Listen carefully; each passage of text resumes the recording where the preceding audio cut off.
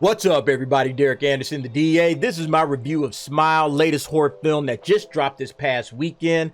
Brand new director, Parker Finn, directed this. It stars Sosie Bacon, Jessie Usher, Gallner, Caitlyn Stasey, and Kal Penn. All right, so what did I think about this movie?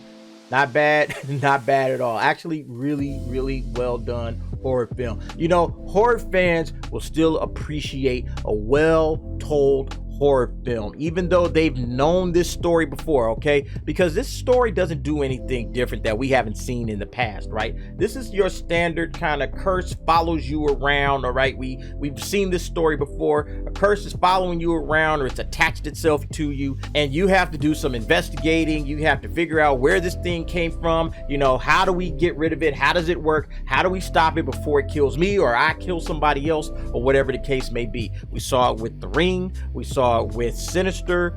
We saw it with It Follows. We even saw it with Truth or Dare, that terrible horror movie. That's the same kind of premise, the same kind of narrative that we have here. It's overused, absolutely. But the thing about it is you can play around with those same old horror tropes, right? Horror is kind of supposed to do that anyway. You play around with these tropes. We've been there, we've done that, we've done it all before, but nevertheless, you find a way to really not only do something fun with it, but you execute, okay? And that's the key. Can you execute? Can you finish? And this thing absolutely sticks to landing like freaking Gabby Douglas. It nails it. And that's the beauty of film like Smile. Excellent imagery is really what carries this thing across the finish line as well. Excellent use of cameras, okay? Really setting up the shots. This guy, he went to the horror manual and he said, okay, how do I make a horror film and how do I make sure that this thing is something that people are going to get scared by? He went to the manual and absolutely found every little nook and cranny of things that he could put into this film, not only to make it scary, but to make it effective, make it fun. And I think the crowd that I went through, like, people were almost applauding when they finished watching this. It was really that good. Sosie Bacon plays Rose, who's a psychiatrist, and basically she comes across a student you see through the trailers in kind of a state of panic, nervous. She's been watching all kind of weird imagery going on for the past couple of days, and then next thing you know, she's screaming on the floor. Then she stands up, she's got this weird smile on her face, and then she kills herself. And now the same things that were happening to that student are now happening to Rose, who is Sosie Bacon's character, and it just kind of takes off from there. Obviously, of course, nobody believes her. Her fiance doesn't believe her, her sister doesn't believe her, her boss doesn't believe her. The only person that's kind of on her side is her ex-boyfriend, who's also a cop, and he helps her do some investigating. So that's all the story I'm going to give you from that point. Don't want to spoil anything else, but like I said, it's not doing something that we haven't done before, but what it is doing is it makes you care about the character. Caring about the character is the most important thing about horror, because the thing is once you care about them, now you're worried about everything that they're dealing with and everything you're going through, and you're kind of hoping, hey man, whatever's happening here, I hope it don't happen to her. You know, that's the feeling of horror. You got to start with the character and make people care about this character. We absolutely do. And then knowing a plot like this, where you kind of have seen this story again and again, and knowing it almost beat for beat, you kind of know what's about to happen. So you're like, ah, shoot, I know how this thing ends. Let's see if she gets out of it. You know, it's when the investigation starts. That's when this thing really picks up, okay? At the very beginning, it was kind of hokey and kind of silly in a certain way. You know, even my kids were telling me that I was laughing too much at the very beginning. I see bad horror almost like bad comedy, like unintentional comedy. So when I'm watching a bad horror film, I like bust out laughing at some of the nonsense that's going on. That's just how I am, okay? And you know, my kids were saying, hey dad, you was laughing a lot at the beginning, you must not like it. But I said, nah, it actually turns itself around right around the beginning of the second act all the way through the end. Absolutely does a good job. Camera work again was excellent. The use of camera placement, imagery, all of that stuff worked. It reminded me a lot of The Curse. You guys saw that I reviewed The Curse earlier this year, and one of the things I liked about it, besides it being slow burn, which I enjoy about horror films that are slow burn, this one isn't, but what I liked about The Curse was the way that it used like the tight claustrophobic hallways, like you're walking down these tight hallways and the camera just keeps you right there, doesn't allow you to cheat or look around corners. It just keeps everything right in front of you, so you experience it as the lead character experiences it, and it's phenomenal. I absolutely love that. Sosie Bacon is very effective as the lead actress. I wouldn't call it an excellent or an amazing performance. I think that it's just very believable, you know, like the terror and the facial expressions that she's using, you know, in these kind of shots where she doesn't really have anything to say, she's just kind of staring on. They deliver. Okay, Kevin Bacon's kid, right? She does a good job. There are a lot of fake outs in this particular film, you know, and those are really enjoyable. It's like, you know, you think you know what's about to happen, like, oh, I think I know what's happening here, and nope, it's fake. You know, like the director takes you down several paths where you're watching a scene play out and you don't realize that all of this is taking place in her head. You think it's really taking place, and then all of a sudden switcheroo comes up and bam. Like, I've seen those happen before. That's a horror movie trope as well, and I usually don't get caught on those in films. I can usually spot them and pick them out. The director got me twice in this one, so Parker, hats off. You did your job, man, because you got me 2 times with that, and I never get caught with those, and you got me twice, so I give you credit for that. The cop, which is her ex-boyfriend, he's played by Gallner.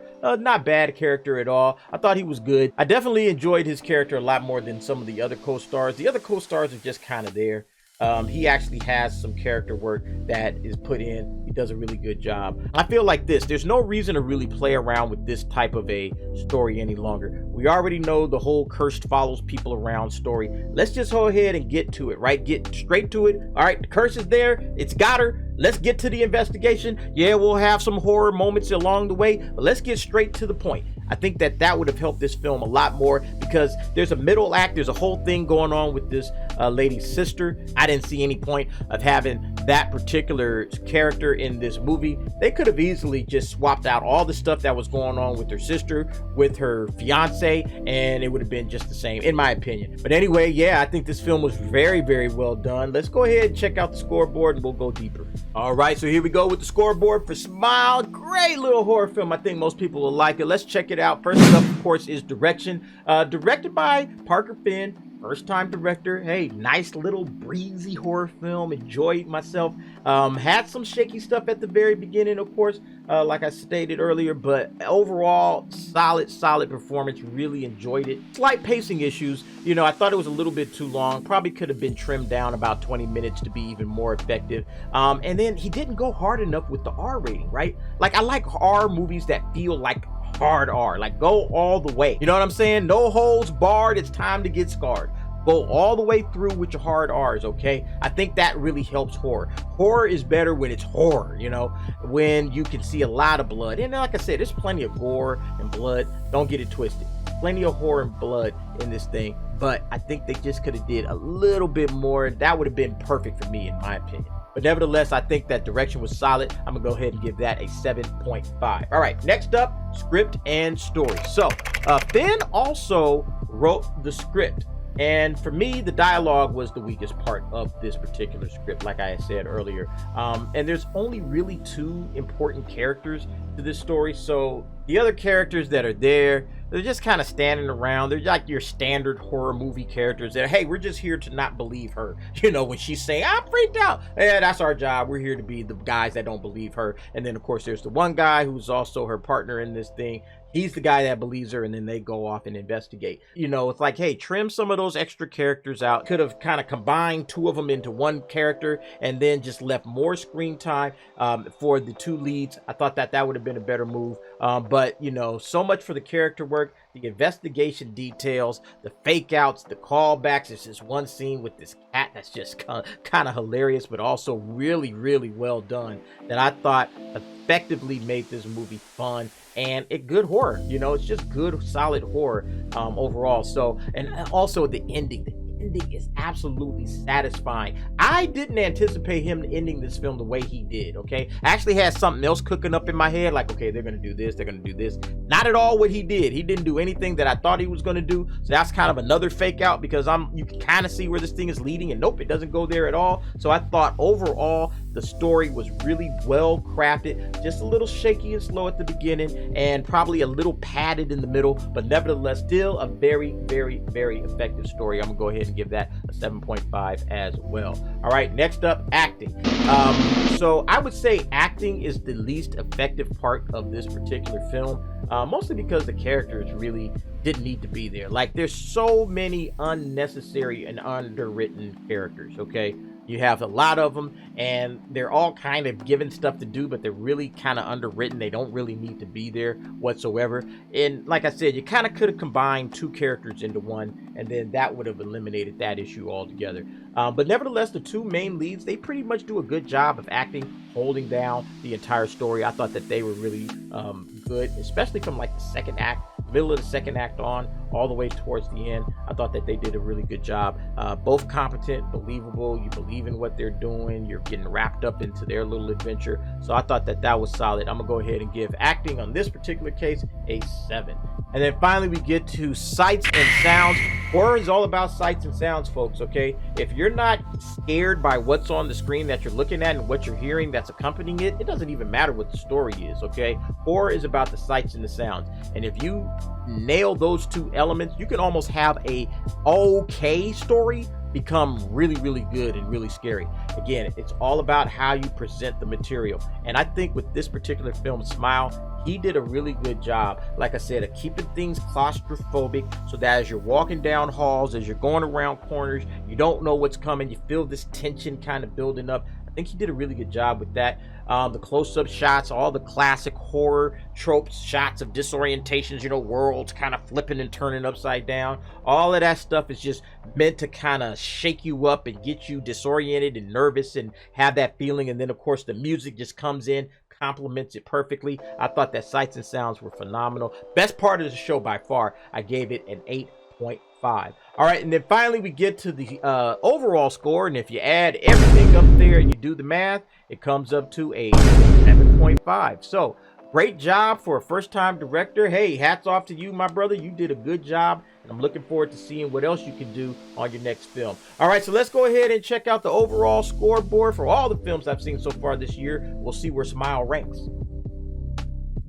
All right, here we go with the 2022 movie rating. Smile coming in there at number 12, as you can see. Good year for horror, man. Look at some of the horror movies that I've already done. We got X at number 2. Let's see, you got The Black Phone at number 8. That was good. You got The Cursed at number 11. Here's Smile at number 12. You also had Scream. Scream came in 7.5 ranking at number 15. So a lot of good horror films so far this year. I don't know what to expect from Halloween Ends. I know that that one's coming up in a couple of weeks. Wasn't happy with Halloween Kills at all. Anybody that knows me knows I cannot stand that movie. First Halloween, phenomenal. That Halloween Kills, garbage, absolute garbage. And I'm nervous about this next one. Of course, I'm going to see it and I'll have my review up. But yeah, so far horror has been doing a good job in 2022. So there we have it. Top 5 really haven't changed. Top Gun Maverick number 1, X number 2, Batman number 3, Doctor Strange and the Multiverse of Madness number 4, and then Bullet Train at number 5. Folks, what do you think about my rankings? I know some people probably have a problem with Doctor Strange being up that high. I'm a Sam Raimi guy. As a horror fan, you know me, so I'm absolutely, yeah, I forgot Doctor Strange was a horror film in a way. So hey, I think it's been a great year for horror. I'm looking forward to seeing what else it has to do. But anyway, folks, go ahead, leave me your thoughts and your opinions in the comments below. Thanks for watching. See you next time.